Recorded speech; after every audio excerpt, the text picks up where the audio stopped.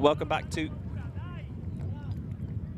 coverage of EBUC 2019. We are here live on the beach of Portimao, Portugal. The wind has really kicked up. Game's coming thick and fast now, on the hour, every hour. Continuing with men's division action between Italy and Ukraine. The Italians starting on offense in the light blue jerseys, motioning for an up line cut there. Finds Riccardo Rossi. Rossi's trying to play one over the defence. Finds Fumagalli, fumbles it. Oh, and they nearly picked it up at the second attempt. Bit messy there. Benjamin Rees here with you on the play-by-play, joined by the inimitable Mr. Tom Styles on colour. Good afternoon, Benji, and a beautiful afternoon it is, although the wind is going to be a big factor in this match. Already seeing it bobble as the Ukrainian team start coming back. So they're going to try and break on the first point in this game. Bit of a low throw there, but it's comfortably caught. Now on the far sideline. Pops up again. This wind's going to really vary the disc. Going to try and blade with that lefty. Well read up by Rossi, getting underneath the disc. Looking around. There's a dump back. He's going to take that option. Swinging it again to Rossi. Trying to laser it inside. Lovely layout D there from the Ukrainians.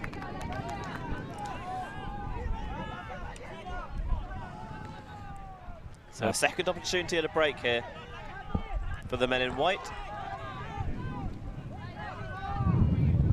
It's Mikhaelenko. Gets it down the sideline once more. Oh, they saw the wind just caught that disc, rose it over. The wind's coming from the camera side of the field, so it's directly on our backs. We're sitting behind the camera. Yeah, so Tom's correct. They're moving away from the camera, ever so slightly left to right, coming off the sea. Cold Atlantic Ocean, nice inside shot. Just about squeezes that one through. Option downfield. You see there, once more, the disc just rising and going out of that far sideline. It's a real challenge for a thrower, this wind. Already a lot of turns in this first point, Benji. The first game of the day was played in much more gentle conditions than this. It's almost like they knew it was the showpiece game and yes, it stayed away for a little bit. It was pleasant for the fans. Ukrainians in their own end zone trying to find a way through the Italian zone. Mikhaelenko, high release, doesn't like that. She's going to take the dump option back to Babic. Sort of a poachy look from the Italians here.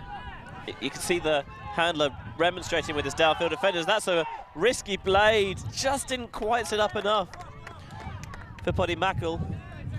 Tell you what the Ukrainians have managed to do there, Benji. They've managed to move the disc to the opposite end of the field, and you know, seeing how difficult it is to make 3 passes in a row, that field position really matters. Yeah, you never want to play huck and D, essentially, especially in this level of tournament, but you need to play the conditions, and when teams are struggling to complete passes, it's not necessarily about just to play that field position game a little bit. Underneath that goes for Fumagalli. Thinking about the up line, pivoting around, looking for a break. It has to try and jam a blade through the middle. Anton Lipentsev, number 34 for Ukraine, helping it on its way to the ground. Nice underneath cut, well caught there, Portimao. Looking, oh, you see there, just wind gets all over that one, just showed way too much of the underside of the disc there to the elements. Bit of a marathon point, Italy trying to get it, nicely read. Fumagalli got his hands a little bit the wrong way around, would have preferred to see catch with that right hand on top, but he manages to make it stick.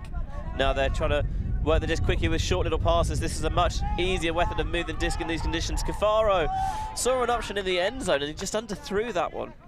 You can see the frustration from the rest of the Italian side. They, as you quite rightly said, Benji, they brilliantly adapted to the conditions, using those short, quick passes to keep the risk low. And then in that final moment, the execution was poor and the decision was poor, and the Ukrainians with another chance. Cannot afford to rush throws with the conditions as perilous as they currently are. Lovely little up-line cut there. Gets space, he's going to put it deep. This is going to sit on the wind. Nice little contest underneath it. Really well done by Rossi. Got up nice and early with that position. But his first throw is just going to pop up. Snagged away by the Ukrainians. Now advancing on the end zone.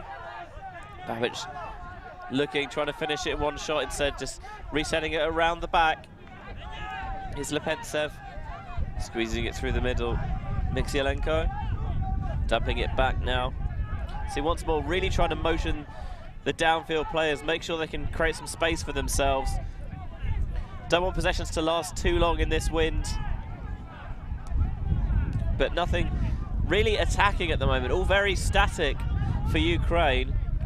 Lovely little line cut, gets behind the defender on that strike and squeezes it down the far side of the end zone for number 34, Anton Lepentsev, for Ukraine's first point of the game, and the first goal is a break, 1-0.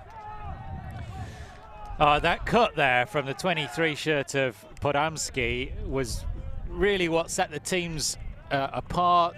You're right, halfway through that it was looking really static, the Ukrainians looking tired, but they managed to get that little bit of space. The Italians will be kicking themselves after that opening point, Bench. They had the opportunity to score. They had the opportunity to go and, you know, hold their first offense, and kind of disappointing that they didn't manage to make that happen. As you mentioned, they will obviously be very disappointed not to have scored there. Got to put that behind them now. Work out with the second point.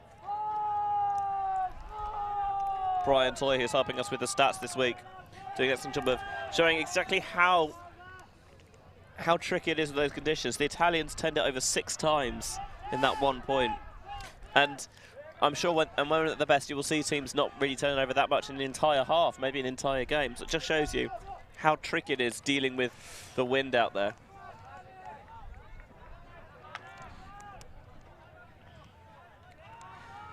The Atlantic gleaming away to our right-hand side. The Portimao hotels and beachfront over to our left. One of the most picturesque and beautiful situations I've had the opportunity to commentate in before, Benji. We're sitting on top of the commentary office. If you can imagine a big shipping container, which is basically what it is, we're on top of one of those. Trade secrets, Tom. You gotta leave some of the mystery for the viewer at home. Okay, we're in a high-tech commentary booth. That's the one, yeah. So Rossi's going to start. A little changeover. Some of the lines staying on for the Italians, some moving through. Rossi now to Gali. It's a nice up line there, doesn't like the shot. Fakes around the defender, and ooh, Rossi just took his eye off the disc, was looking at the downfield cut. Kuzmovic. Nice fake there. Working it around the back. Kuzmovic finds an option on the far sideline of Nalko. Shooting deep. Oh, just died at the very last second. Ukrainians have done all of the hard work. That pass down the line, almost perfect, but the receiver was anticipating that extra meter of travel that never arrived. Has to watch the frustration when the disc dies in the sand ahead of you. Really bad. But this Italian O-line are under a lot of pressure here.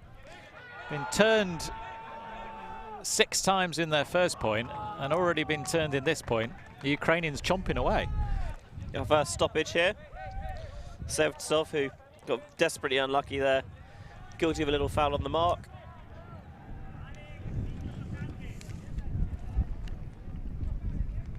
Disc goes behind. Rossi finds Galini. Looking in towards the centre, just swings it back to Rossi. Not a huge amount going on downfield. Italian cutters seem maybe a little hesitant in these conditions. Oh, and that throw is going to go behind Rossi. Palmed to the ground by Klimiuk. Markian Kuzmovic picking up once more. Looking downfield, trying to laser an IO through, and it just somehow went right through the little post box that Roman Chernyshov had given him. How Chernyshov didn't connect with that disc is kind of beyond me. It was straight at him. He had a good look at it. The wind is obviously causing a very big problem for the players down on the field. It's actually not that warm. In the wind, the players will probably be appreciating the conditions apart from the breeze. And just as we say that, the breeze dies away and the Italians are making good progress. Nice bid from Kuzmovic, and while he's on the floor, Galli tries to get the disc moving quickly. Here's Rossi. There's an option there. Handler faked it, didn't decide in the end to go with it. Galli now looking into the centre. Galini moving the disc quickly. There's little handles between the passes. Oh, lovely inside out backhand to the end zone. Going to get the goal. Michele Sarti with the catch. So the Italians finally get their first point on the board. Not been smooth sailing by any stretch of the imagination, but I'm not sure they'll mind massively now that they're on the board, and the score is 1-1. Yeah, Rossi seems to be the central linchpin of this Italian offense, and when he's making mistakes, like dropping the disc and anticipating his next pass before he's got the disc in his hand, the Italians are looking vulnerable. The coach is on the field having a chat with them as well. The Ukrainians at the other end of the pitch underneath the cliffs. So see that shot into the end zone. Rossi pivoting. And that's what he needs to do against the wind. Keep those throws nice and low. Try not to give the weather a chance to affect the elements. It seems like the Ukrainians have been closer to scoring more often than the Italians have so far. We'll see if maybe the side in blue, the Azzurri, can grow into this game. Just about getting the pull to the brick mark there. The Ukrainians with it. But Pidomski and Mironiuk. A very poachy defense again from the Italians. Is it a zone? It's like almost a Japanese style defense, but the Ukrainians making light work of it. That's the one thing you can't do with a zone. You can't let anyone get behind you, and a veteran like Kuzmovic saw exactly where the space was there. And the man they call Muck found himself wide open for the score. 2-1 to Ukraine. It was 3 in a line. They were sort of pivoting as a unit and trying to, force the disc towards the side of the field and take away those, deep shots. But once the Ukrainians had got that first pass past the defenders, it was an easy shot to Kuzmovic, running deep. Zone is always a tricky proposition on the beach. 5 players is not really quite enough to cover the space that you get. And this is perfect conditions to play zone, really, but they left spaces behind that front line, as you said, so it didn't make them take those swings into the wind across the pitch, which I think that zone is designed to do. You can probably see it a little bit from the camera shot, quite how windy it is. It's very odd wind conditions up here. And this Ukrainians so far dealing better with it. I mean, they could have asked for anything better in terms of the first low point of the game. Clean conversion, something the Italians certainly have not managed. That ball is going to go high into the sky, lands just about on that far sideline. Not a surprise there to see Mastellari stick his hand in the air and take the brick. Something you do see a lot actually with games on show fields like this is the wind feels different, slightly different on the pitch as it does when you get higher up. It's a little bit sheltered away from the wind, partly through these tents, partly through our little commentary booth, partly from the stand. So every now and again when you see these shots go high, there's a bit of variance up there in terms of the weather. The Italians putting the disc to the turf again, making mistakes. They can't afford to do that. The Ukrainians are advancing, looking for their second break of the game. It just seemed he was a bit complacent with that throw. Didn't quite stay true to form, and now they're looking at the end zone as Nelko. Doesn't like what he sees. Tries to get the around breaks. He's going to squeeze a little shot back to Babic. There's a nice around here on this near sideline now. Danilevski gets it back into the centre. Always looking at the end zone, but no one's in that space. Little dish back, Babic. Really interesting how the Ukrainians are keeping the end zone free, and they had 4 out of the end zone. Quick shot there as well. Tried to work that all the way into the end zone, didn't quite have the juice on it, and a nice snag there. An outstretched right hand is going to bring that disc in. And the Ukraine get another break now, 3-1 to the good. Well, I think the Italians will be scratching their heads a little bit after this start. Their O-line have not really found their groove yet. Certainly, yeah, the Ukrainians have made a much better start to this game, and they could consider themselves a little bit unfortunate, probably not to be further ahead, the number of shots they've had at that end zone.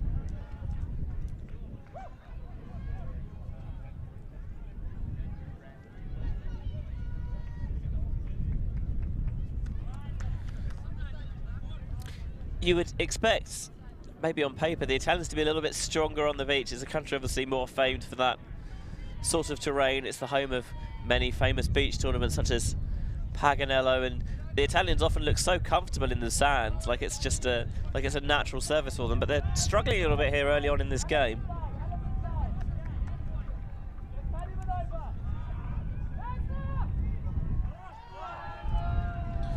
The pool goes up, it's going to go very deep, and once more it's going to go out of that sideline and be brought in at the brick.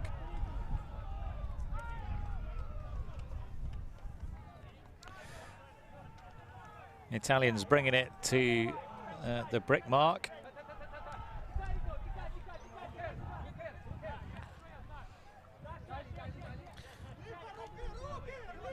Trying to create some space in the middle of the field. The Ukrainians doing a pretty good job in defense. Has to put up a shot. There's a lot of height under it. Well read by Gali. One-on-one in the end zone now. Can they take advantage?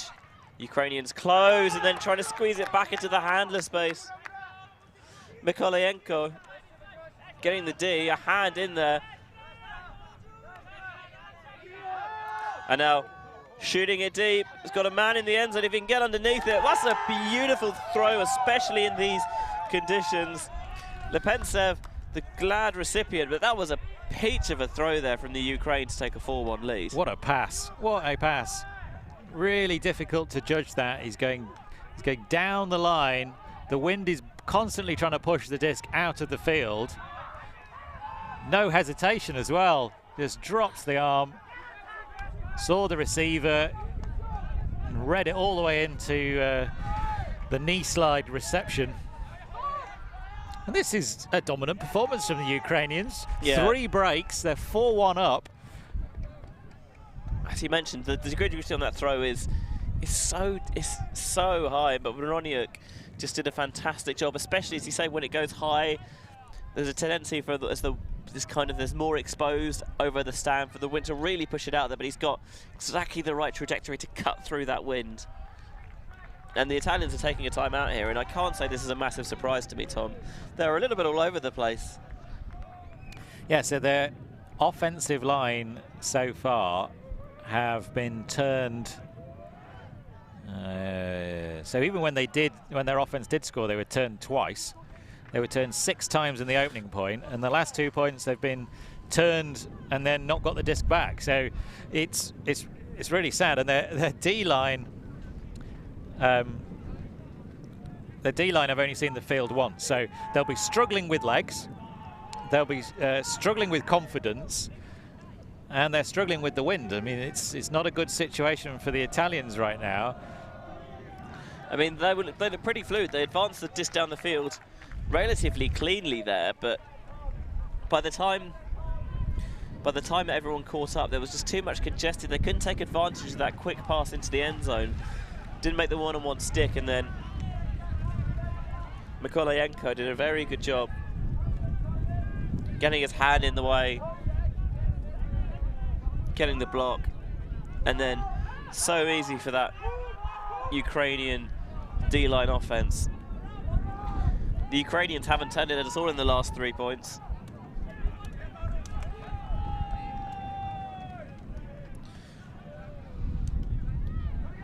And that's all credits to their ability in these really tough conditions. Oh my God, the the wind is it's getting very difficult to stay comfortable up here on the commentary position. The wind is really whipping across the beach. I mean, on the one side, it's the best view in the house. On the other hand, I don't know how much longer it's going to be before we end up maybe a little bit closer than we would have liked. Yes. So Rossi once more. The linchpin of the Italian offense is going to put a beautiful throw deep. Just didn't quite get enough juice on it that time. Looking for Vittorio Gallini. I think maybe conscious of powering it too far and losing his shape. Just didn't get quite enough juice on it. Yeah, I mean, Rossi went to that throw with, you know, a lot of optimism from my perspective. The Ukrainians have given them the disc back. You know, it's a really tough pass in these conditions. The defender sort of had a better spot on the field to cover it as well. You'd have to think that was the play that they'd drawn up out of that timeout. Rossi getting his hand underneath the disc. Timeout trying to squeeze it up the line. Well read by the Ukrainians. Krishmovich just steals in and they're going to wear it out now. Oh, it's going to hang, and well read, getting right underneath it. Kuzik with the goal. Oh, that was sensational, Benj. Just dominant. The difficulty of that pass, to hang it up there, the Italians had just given up. They knew there was no chance they were going to make the ground up. There's no chance they were going to get a bid on that disc. They were all static, just watching with pained faces as the Ukrainians take another break. They are all over the Italians right now, and I think we just have to give a little bit of credit to that catch. When discs hang up that for an age, it's really easy just to lose your composure. And they earned that break as well. The 77 shirt, Nalko, is the responsible for the dreamy put on this disc. It wasn't floating like you'd expect to see a disc float when it on a still day, was it? It was been given enough height from the thrower to hang out there, even in the wind. Real skill being shown by the Ukrainians here. And sometimes passes like that, when you've got no reason to drop it, are sometimes the hardest ones to catch. That throw is going to sit up and it's going to float. Number 52 wasn't the intended target, Simone Baroncini, but he got the closest to it in the end. Well, this is disastrous for the Italians. Their O-line is looking desperate. That was an inside break with the inside out forehand, but with the inside edge of the disc exposed to the wind. It was always going to blow out, Benj. The decision making is gone, as well as the execution.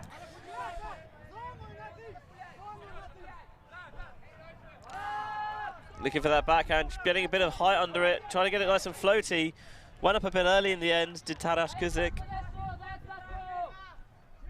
If the Ukrainians are going to keep this up, then may need to be showing a little bit more respect. The Italians have kind of given the disc back to them straight away without.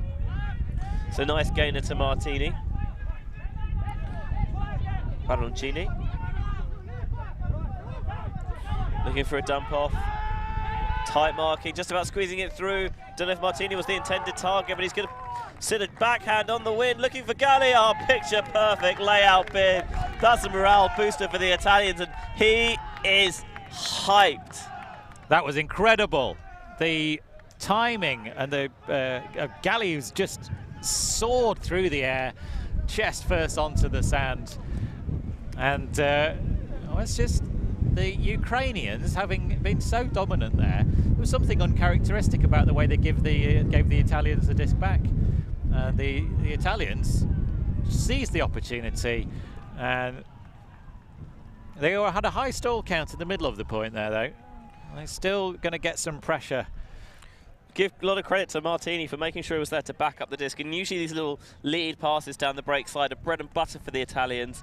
That was a little bit trickier, but made the catch. Is there an Italian equivalent of bread and butter? Brioche and butter. Surely that's French. They have brioche in Italy. Oh no, there's panettone. That'll do. Panettone and butter is the.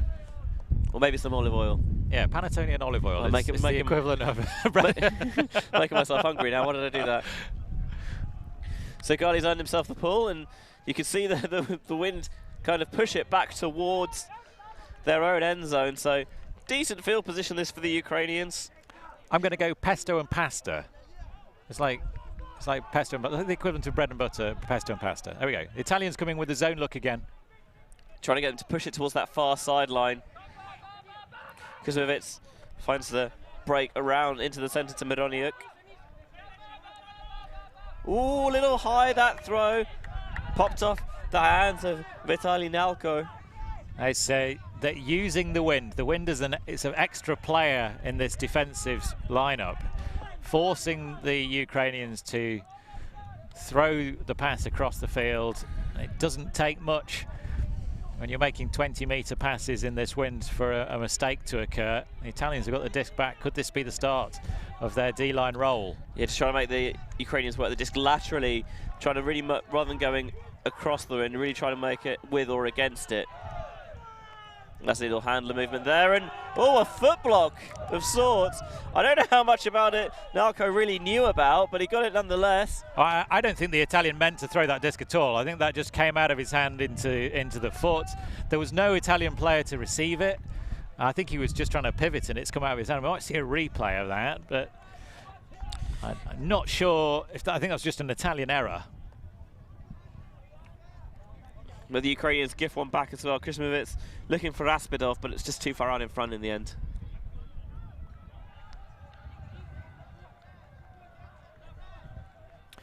We're talking about O-line and D-line. Generally, when teams have come to a tournament, they've got 5 on the pitch at a time, but they'll have a squad of 15. And when the team is starting on offense, they'll put the same 5 or 6 players out, or they'll be pulling from a pool of 5 or 6 players to make sure that that consistent chemistry is there. When they're on defense, the rest of the team has got to take their role. Obviously, it's a little bit different in games like this where you're playing offense for quite long stretches of a time. Maybe you rotate that cast a bit more, just if anything, just to give players fresh legs. Look for the around break to Kuzmovic. Fakes at the end zone, doesn't like it. Back to Nalko. Long, lean figure of Nalko. Towel tucked into his shorts. Finds Aspidov. Wind really picking up now, and you see just pushed immediately into the ground. A little bit too casual with that throw. The wind is going to punish any mistakes out here. You really have to have the disc well balanced, well spun, with force, with intent. And this wind is ferocious. So they're looking for Baroncini, just popped off his hand. Aspidov immediately taking off deep. He's got that height matchup, but Kuzmovic instead looking for the underneath to Nalko. Nothing going on upfield. Just a little signal from Aspidov, just telling them to chill out a bit, maybe work it around the back, snagging that with 2 green gloved hands into the center. Mironiuk gets to ground, but does keep it up. Tries to squeak it through and just can't make it stick. A little bit too much mustard on the throw for Mikhailo Kuzik. That's just a demonstration of exactly how hard it is out there. And I think, Bench, that the disc was right in the breadbasket, and then all of a sudden it just rises up right at the neck height, and he couldn't catch it. Baroncini with a lovely throw. Looking for Martini. Continued into the end zone. There's life in this game yet. The Italians get a break back. Martini with a second assist this time. 5-3 the current score. Well, that D-line have not had really much chance to get out on the field so far, but only their second chance to actually have a go at the Ukrainian offense. But that time it worked out for them. See a rather large seagull soaring overhead, just riding the breeze here. We're at the European Beach Ultimate Championships from Portimao in Portugal. And the Praia da Rocha is one of the most beautiful scenes for Ultimo I've ever seen. A large, wide, soft, sandy beach here. And just to our right, endless Atlantic Ocean. So, I've commentated in worse places. Where we really have. And also, got to say, major props to the tournament organisers, because the hotel accommodation for the commentary team is outstanding. Oh, without a doubt it is. Hello. A little bit interesting. That was a very tasty. A thumber pull upside down, using the wind as a thrower to aid that disc downfield. Ukrainians with a lot of work to do. Yeah, the more traditional pulls haven't worked, but that time just showing the wind a slightly different shape, changing things up a bit. In towards the far sideline. Oh, went for it with one hand, just a little bit of variance. This is something that happens a lot in the wind. Obviously, you think about it, taking things way off course, but often it's just the little bobbles up and down. That means it's just, rather than going straight into your grasp, it's just going to bounce off a fingertip or a thumb. Well, a minute ago, the Italians had got this game on life support, but right now they've started the CPR and they're working hard to get it back to life. The Ukrainians diving all over the sand. Yes, Evsov not contesting that foul on for Megali. It's either hand signal, the open arms. Was it? How was it? So we missed that bench. It was half time at the end of that last point because of the time limit, not because of the points. So normally it's game to 13, half at 7, but because of the time that first half has taken. Trying to squeeze that one through. Nice layout grab. Number 88, Pietro Vanucci.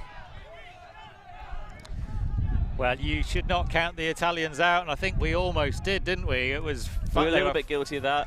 5-1 down they were after a series of great defensive play from the Ukrainians, but they fought back with 2 breaks back of their own. They're back within 1, and the D-line have got their bit between their teeth. Something you see a lot with quite a lot of Italian teams is they're what I'd call confidence teams. When things aren't necessarily going so well, they can get a bit insular, and it seems like they don't know what they're doing. But often, just if someone can make a big play, it gives them energy, it gives them confidence, and they're a team that needs to have that juice flowing through them to really play their best. Some teams prefer to keep it level-headed. This Italian team is all about fire and confidence. Well, it's that moment when it was 5-1 and Ukraine had managed to get a turnover off the Italian O-line again, but they were just a little bit casual, and I think that was a bit of a turning point, because from that point the Italians scored that offense, and then they've managed to get their D-line out there, and the D-line are fighting hard. They're trying to get this team back into it. Look at how quickly they get down there, putting the pressure on the first pass. So shows the big, but puts it back in the locker. No one really moving for that. Narco has it again. Italians with a different zone look here. They've got 2 closest to the disc, then 2 and a deep, with Rossi taking the deep duty. He's crossed over from the O-line. One of the advantages of having your handlers play that deep role is that if the disc does go deep and it's mocked up, you can start your offense, initiate it really quickly, not really give your opponents a chance to change things up. Ukraine doing a pretty good job of dealing with this now. That's what you need, breaking it through that front line, swinging it across, but they're not gaining any yards. Just a little bit disconnected between the 2 different layers of this Ukrainian team. Handlers and the cutters not necessarily quite on the same page in terms of when they're moving. And the number of passes the Ukrainians are having to make is a huge factor here, Benji. With this breeze, if they're not making progress and they're making passes, then you just feel the Italians are getting ever closer to a mistake. But the mistake comes from the Italians in the end. Just Rossi maybe a little bit guilty of looking too far into the play in front of him and not aware of what was going on behind him, and a laser down that far sideline for the Ukraine. He's going to get their first O point in a little while, opening up that 2-point advantage once more at 6-4. And it's only their second O point. Both of their row points have been clean, but all of the Ukrainian points have come from breaks. Or 4 of their 6 points have come from breaks. That's it's the margin at the moment.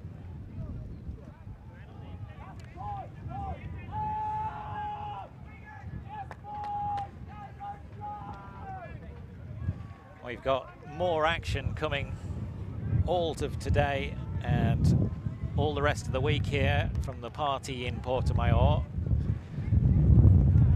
You can hear the wind on our microphone. Just about to say exactly the same thing. It is whipping its way past us here. And it'd be a beautiful, just picture-perfect day if it wasn't for that wind, which seemingly came out of nowhere. Because as we said earlier, that first showcase game was a bit gusty at the end, but compared to this, it was a walk in the park. Yeah, there was a light breeze, sea breeze, but still quite light. Whereas now there's a sea.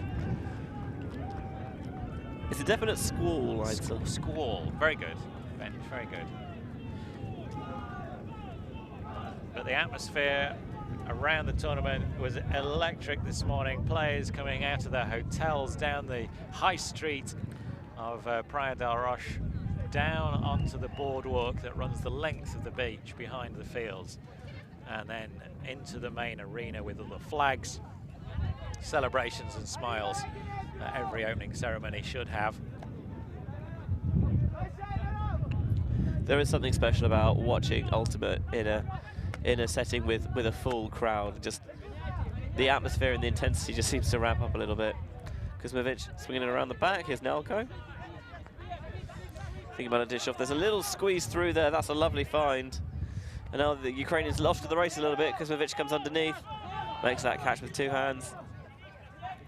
Looking towards the end zone. Still kind of getting high, just going to dish it off. Little backhand pop to Nelko. They've dropped to one-on-one here, and the mistake comes from the Ukrainians. Just a miscommunication about the positioning of that dump, it looked like. Yeah, the Ukrainians were exploiting a hole in that Italian zone. A little bit out of position they were at one point, and they're going to have to tighten that up this week if they're going to have success with that strategy. Gali tried a zingy forehand downfield. Nalko says no. Yeah, just didn't get enough air onto that. It's one of these things you want to balance getting enough air on it to get it over the defender with obviously making it too exposed, having that wind take hold of it as well away from the receiver. Nalko at the back. These Italian defenders aren't biting on those expansive fakes. They're just dishing towards the far sideline, squeezing it up into that space. It's a third different Italian zone look we've seen. There's all sorts of space over that far side. But it seemed like the cutter there ran away from it just as it was about to be a more viable option. Well, it's forcing the Ukrainians to go back, and then just as I say that, they laser through the middle like a hot knife through butter. And beautifully worked into the end zone. We haven't seen much of Kuzik that point, but he comes up when he needs. Johnny on the spot with the goal there. 7-4 the Ukrainians, looking a bit more comfortable again. Now that zone seeming like it's not quite doing the necessary effects there for the Italians. Just leaving too much space in this mid-range. They're having the deepest player in that space, Kuzik, really drag that player really towards the end zone. It's leaving a huge pocket in this middle here, which they're really exploiting.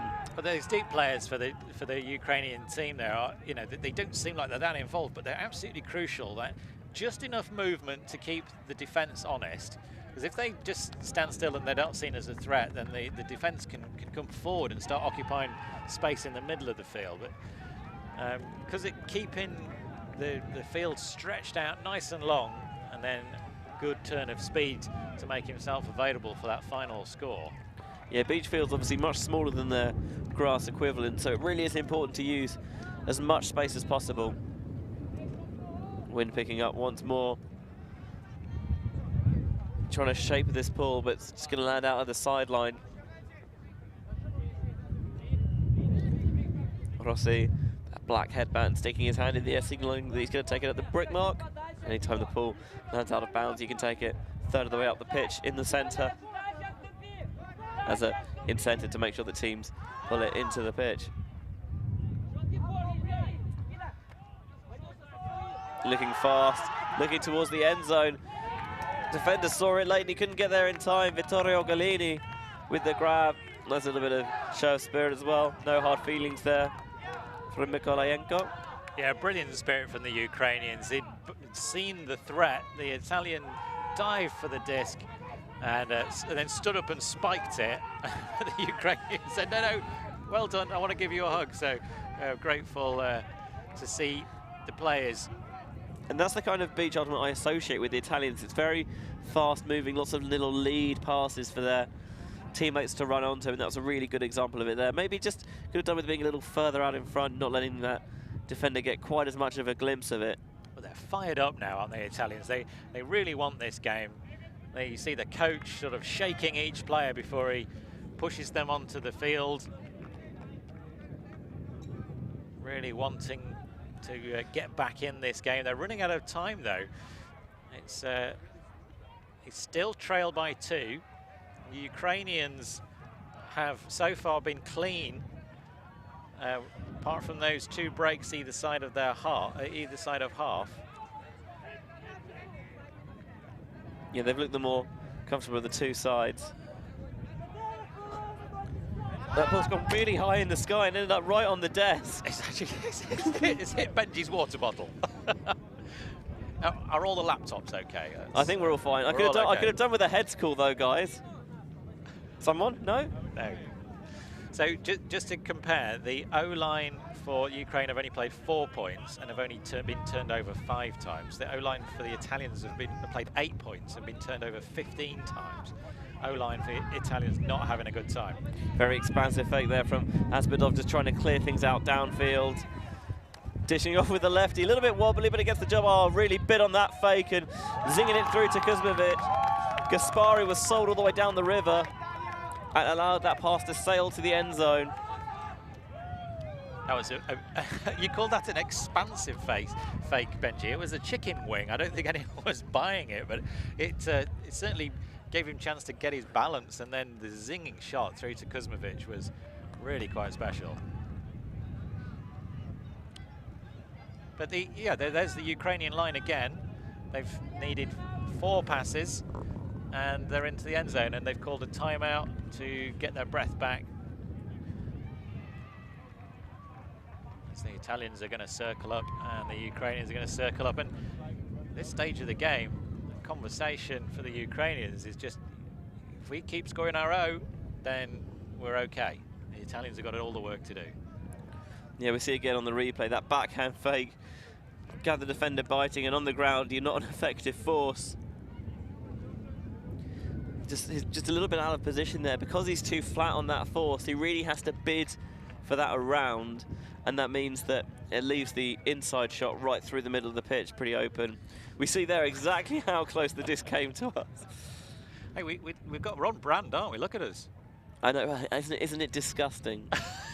What a sellout. Well, we've got these beautiful hats that have been given to us, the WFDF sponsor hats from VC Ultimate. Looking lovely.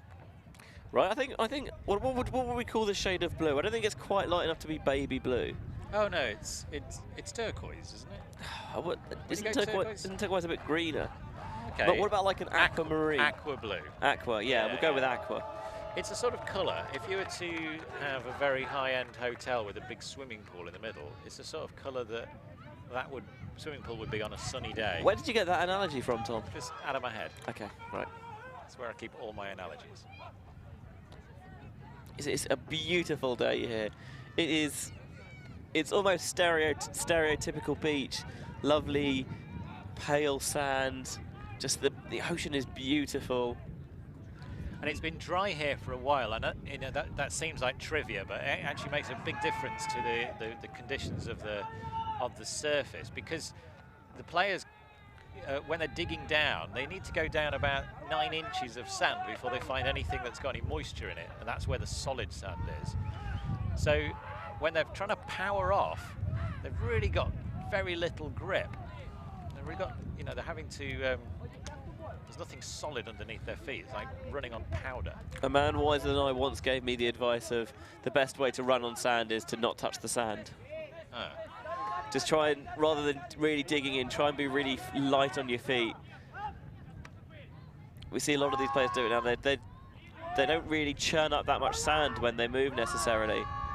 Gonna hit this towards the break side. Nice toe in. A little bit of flair there from the Italians. Francesco Martini's got a couple of assists, adds a goal to his name now. 8-6 the score. And that's better from the Italians. That's 2 clean offensive holds as well. The D-line are going to get back out there, and it's the D-line that need to do the work. They're going to lose this game unless the D-line can turn over the Ukrainians and score. You spoke a little earlier, just a little replay there of the toe in about using the wind as a throw, and they did a very good job there of just letting that throw sit on the break side and letting the receiver go and chase it down. Yeah, so if anybody's starting or new in the game and they want to, you know, improve, there is absolutely nothing better than going out on a windy day and just challenging yourself. Now, it'll be very dispiriting when you first start because you'll throw the disc and it'll go up in the air and disappear over your head. But keep at it, because once you've learned to balance the wind and the disc and the throw, you can just throw to yourself most of the time, and the disc will catch in the wind and come back to you. Once you've learnt that skill, it will pay dividends enormously in games like this where you've got conditions to deal with. And players with the level of experience we're watching here know how to use the conditions, use the wind, use the prevailing breeze to guide and steer the disc. And you saw with that low angle replay there, just was able to sit it all the way across the full width of the field. Smaller fields here, it's really important that you can use every possible centimetre of space, and the Italians did that very effectively there. Now, going out back into this zone, just popping their way through it at the moment, not being too expansive or necessarily aggressive, but just little pops through. Force is getting very tight now for the Italians. It's better from the Italians, isn't it? They've changed the zone again. It's now a real sort of... it's definitely a concerted effort to trap them on that far sideline. Trash zone, I think you'd call it, if it was trying to make throw something big and floaty over the top, and a contact being made. Foul's going to be uncontested, I think, from the looks of it. Very clean game so far from both these teams. Let's hope it stays that way as this pressure starts to mount. The Italians are going to lose their opener. Yeah, very few stoppages, and the ones we have been sorted out quickly and fairly, which is really good to see. That's a beautiful, soft, feathery throw. Looking again towards the end zone. And once more you see the Force go to the floor, and you're no good there. Sticks his hand up, but there's nothing he can do. The throw going to Taras Kuzik. The second goal to go along with an assist. And then the 3-point lead reopens up for the Ukrainians. Yeah, they have got this game, and I don't think there's very much the Italians can do about it now. 9-6. Don't think we're going to get to 13. Say the time cap that comes in. I think they're having a little bit of discussion about this now, actually. We see it here again. Just going to have a little replay of that last point. See the Force again, too flat, has to bid on that around, and the around does go, but only after he's on the floor. Nalco, the third assist of the game. Yeah, he's got 3, Boroniuk's got 4.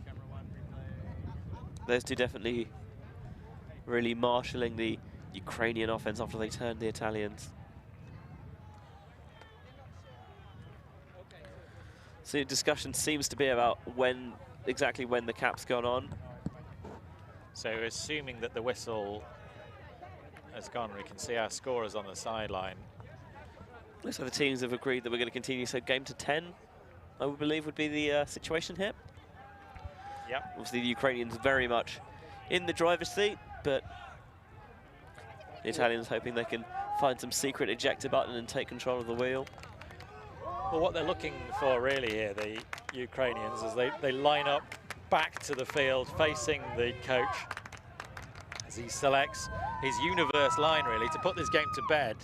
what the Ukrainians are really looking to do is go down there, take the disc off the Italians, and then score to take the game with a 10-6, you know, 10-6 victory. If they can break for the win, the team in white will leave this opener, the European Beach Ultimate Championships, very, very happy and satisfied with their day's work. Ultimate's got a lot of kind of shared knowledge and proverbs, and one of them is that good teams win on defense.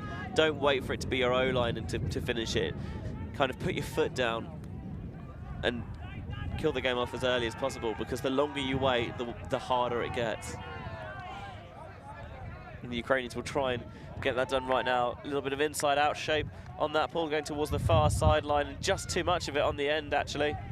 Rossi will bring it in from the brick mark. Very difficult with that edge up towards the wind to control it. I've seen a lot of strong throwers actually prefer to throw it high and with that edge down to the wind and just cut it back towards the wind instead.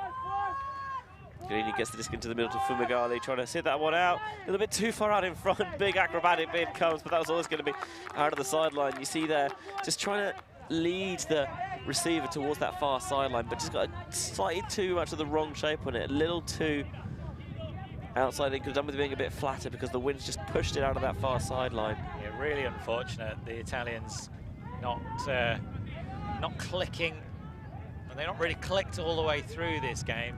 Particularly this O-line have struggled. They've had a couple of flashes, but on the whole, as you mentioned, way too up and down. That pass is, speaking of up and down, that pass is the latter.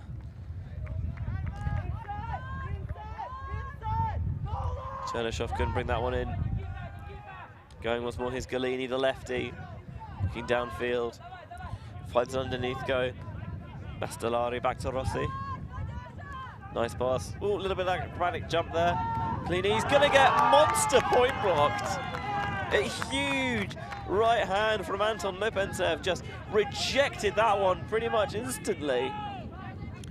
He just did not have the time to throw that pass. Lipentsev had got there. I think if he'd got up off the grass, off the sand a bit quicker, he might have done, but just mistake after mistake from the Italians, I'm afraid, Benj. Yes, we've got to pay attention on the force, especially there. The force, he's a little bit further back, and that means he has that just extra split second of reaction time to stick that right paw out there and reject that pass. He's got range as well, a big Ukrainian, and he's had the disc now again. Takes the underneath to Chernyshov. Roman Chernyshov. No one forward of the disc, which is really not how you should play Ultimate. But doing the right thing there, rather than waiting for everyone to move forward, just resetting towards the back. You see the Italians beginning to dive. He's going to sit that one out. Chernyshov turns, but he can't track it down in the end. A little bit lacking in energy mode at the end of this game. Chernyshov, you think if they were a little bit closer, if that was, you know, sudden death, they might have made a better bid on it, Benchy, or was it just always be... From our angle, it looks like he was closer than he was, is basically what I'm trying to say. I think it's one of those things where, because it's so difficult to turn on sand, he just got himself in a position where he couldn't go for it in his current position, but he also couldn't turn and track it down a bit later. The change of direction is so often what people fall foul of on the beach. It's Fumagalli, looking deep. Rossi with a lovely up line cut, shake and bakes the defender. Underneath goes. Here's Galini, shooting towards the end zone. Bid comes and maybe did just enough just to flash into his eye line, because there's no really other reason for Michele Sati to drop that disc. And that is exactly why you should always go and bid, because Sati had that, and then out of the corner of his eyes he sees a flying Ukrainian, and you don't know what it went on in his head, but it wasn't keeping the focus on the disc.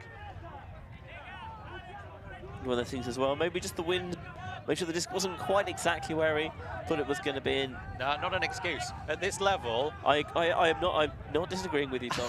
You should definitely... that's not a catch that you can really excuse yourself for not making. No. At this level, even in the wind, he had all the time. It was right in the breadbasket. That was an error. But they have it back now. Rossi with it again. Trying to get the disc moving quickly. Sati trying to come into space. with a bid, oh, just off his fingertips. I think he didn't think that throw from Rossi was going to go, and he couldn't accelerate towards it fast enough. We would have forgiven him everything if he'd made that grab. It was a real hero maker. Well, maybe not everything. got to be somewhat discerning, Tom.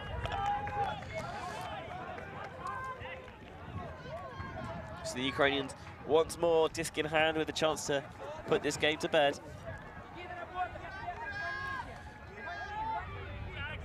Clearing out, getting into the middle now, Chernyshov. It's an option, little short one. He's going to take that, nice little bit of give go. There's a deep option available. If he can catch up with it, he just can't. It just seemed like he got his feet caught in the sand again, but it's definitely the right look there. I can't quite understand what Rossi was doing on that deep defense there. Like, he's got one job, mark the guy that's deep, and he wasn't really close enough, inviting that deep shot. And even if it wasn't completed, it means the Italians have now got to do all of that work. Oh, the fingertip kept it away from his own teammate. Golini was running in after him, but couldn't connect. Yeah, it's got a little bit ropey towards the end of the game, first game of the weekend. People quite don't have their beach legs under them, and there's another example of it there. Chernyshov that time guilty of just thinking about his next option rather than making sure his disc was secure to hand. It's exhausting effort running around on sand. You can see Rossi as he walks towards the disc now looking really exhausted. There's a whole other level of fitness to playing on beach, just to playing on grass. And when this tournament gets to really towards down the knockout stages, you'll really see that come into effect. Lovely break there from Rossi. Getting it underneath the force to Vittorio Golini for his second goal of the game, but it might all be too little too late, you feel, here for the Italians. Well, they did what they needed to do.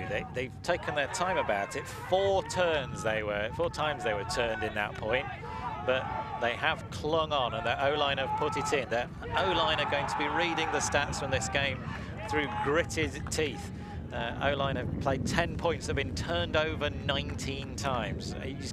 You can't have stats like that. It's a little bit brutal, let's be honest. It's a little bit brutal. Broken half of the time they've been on the field. It's not great.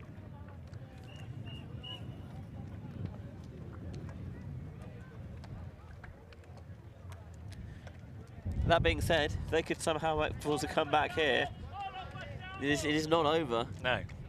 So one of the stats we keep is what we call successful D points. So this is where the D line, and successful is probably the wrong word, but you know, where they've generated a turn. Where they've generated a turn, where the D line have generated a turn. So this Ukrainian D line have generated a turn 80% of the points that they've been on the field. So of the 8 out of 10, which is pretty exceptional.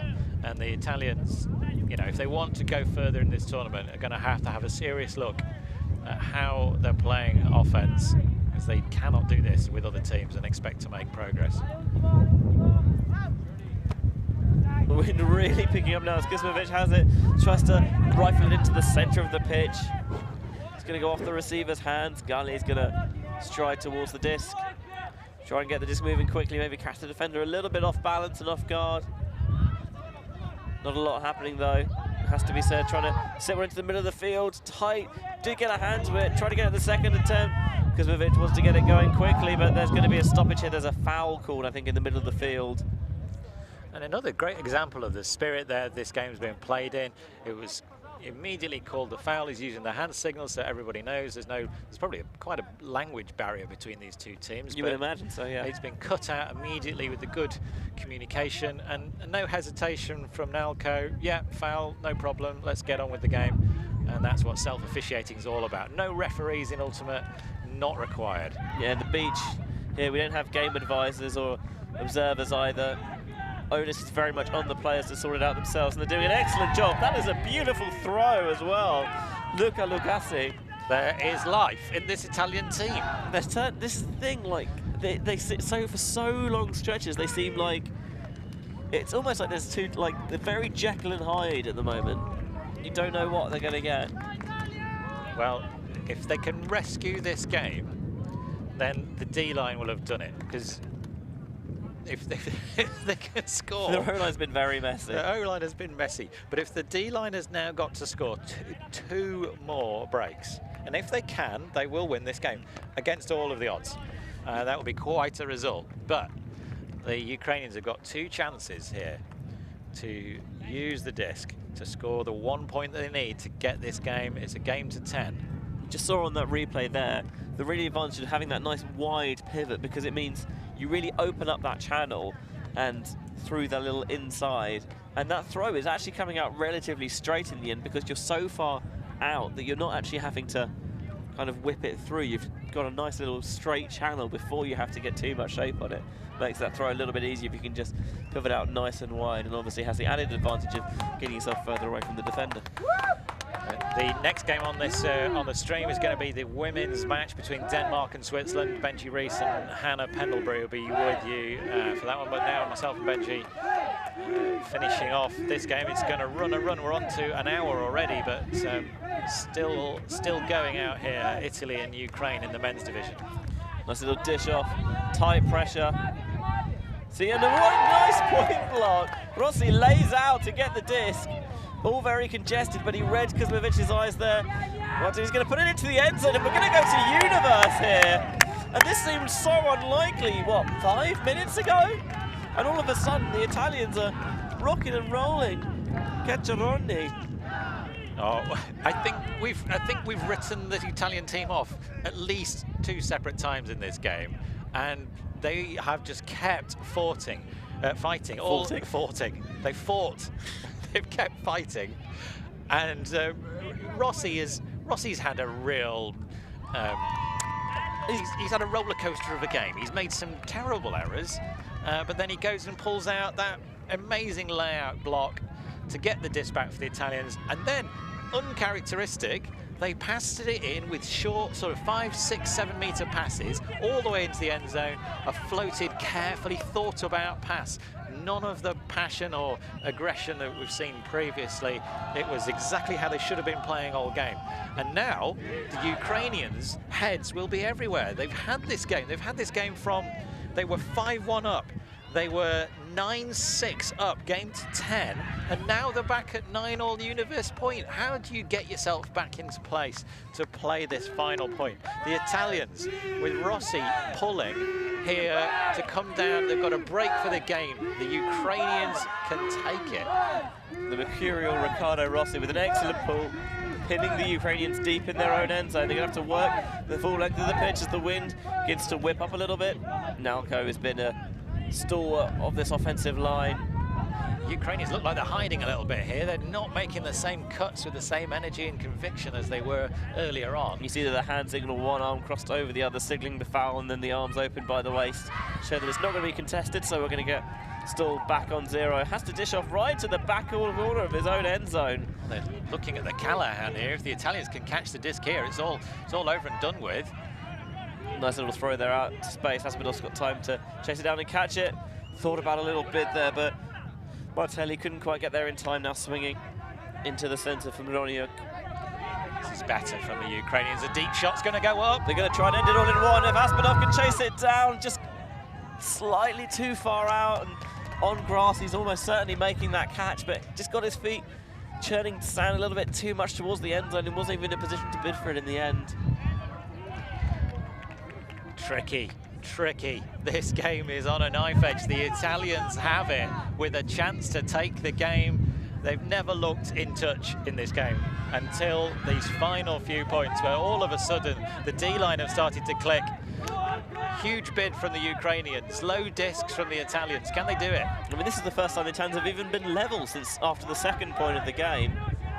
Never led in this contest. Martelli's going to get point blocked. He saw a little bit of a finger there from Mironiuk, just made that disc flutter ever so slightly.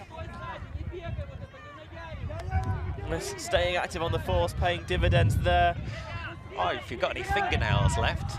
This early in the week, Benj, this is supposed to be nice, easy pool games, very one-sided. This has been a real cliffhanger, but that's not a good choice. Aspinall seemed like he tried to get that inside out through, but just got the shape all wrong, and it's going to bring it up. Rossi's going to try and end it, but that disc is going to go out the sideline. We saw the wind just really push that one. He sticks his hand up, knows that not really the option there. But we talked about it a little bit earlier in the game as well. Not necessarily a bad option, just keeping the disc down the other end of the field, making sure the Ukrainians have to work a little bit harder to make sure they can convert that. The wind is strong enough. It's causing a few problems in our merchandise tent. I think a side has ripped off the part of the tent. They're trying to repair it now. That just gives you a sense of quite how hard the wind is blowing. The teams are dealing with it. Aspidov, we see, done a lot of work as a deeper option, that time just dishing off rather than more difficult throw. Lovely fake, gets the defender biting on the force. Aspidov has it now with those green gloves, just dishing it off back to Nalko. There's a round here, goes a little bit it, has to go to ground to make the catch. Now into the center, here's Aspidov. See him with that finger wagging, trying to get his receiver to come a little bit closer. They're being patient now, aren't they? They've really engaged a different kind of mindset. Yeah, they're spacing out their offense a little bit more as well, so these passes aren't quite so congested. You see Rossi trying to read the defender's eyes. He's going to shoot deep, looking for Aspidov, and it bounces off his hands. Oh, the tragic. You can see the body language. They'd done everything right. Isolated one person in the end zone. Aspidov had asked for it deep. It had been sent. It was a beautiful pass from Nalko. It floated and it just tipped off his fingertips, and he's going to take a substitution as well. He took a big dive there. Yeah, maybe winning it himself. Obviously the sand is soft, but it's not unheard of to see, to take a heavy landing, just land on that solar plexus, get the wind knocked out of you. Yeah, I know the Rossi trying to bring the disc back in, but Ukrainians hadn't made their substitution yet. Now they have. Kazik's going to come in for the Ukrainians. There's a deep shot, doesn't like it. Probably sensible option, wasn't quite uncovered. Foul on the mark. You see quickly uncontested. A couple more bumps at the mark coming in, but again, all being resolved quickly and fairly. Yeah, the Ukrainians they don't want to give the Italians any excuse to take their foot off the gas. The pressure is both teams. You see the big bid coming in there again. Yeah, Mikhailo Kazik, the defender on that occasion, nice underneath coming here. Ceccaroni's going to shoot deep, looking for Gali. That's going to go way, way out of the pitch in the end. And we see it looks good at the start, and then it never slows up. It almost seems to gain pace as it goes out of that far side. I think it was like a homing beacon trying to return to the VC tent, wasn't it? Once it could clear the stand, it could see its home.